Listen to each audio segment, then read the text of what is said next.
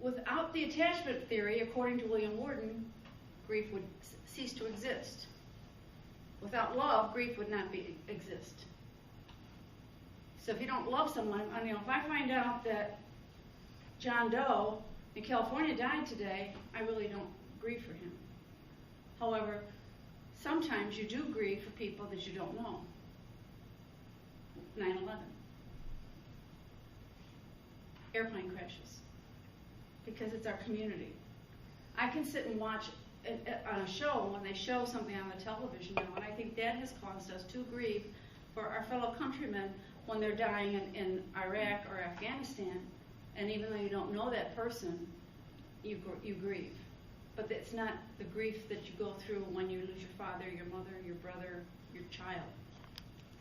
So the description and the question is, what is grief? What's mourning?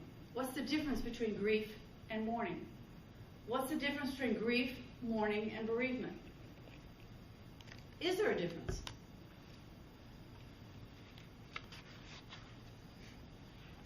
The loss of a loved one is as psychologically traumatic to the same extent as being severely wounded.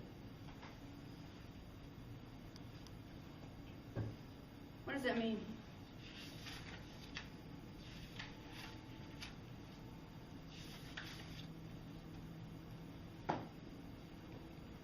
If you burn yourself, that's a psychological, your hand is on fire and you have to go to the emergency room and you get wrapped with salve and everything.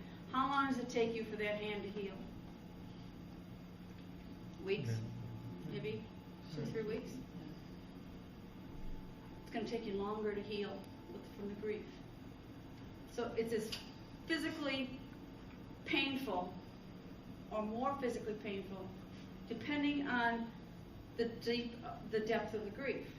So if it's a friend, a neighbor, the depth isn't as deep as it is if it's a loved one close to you.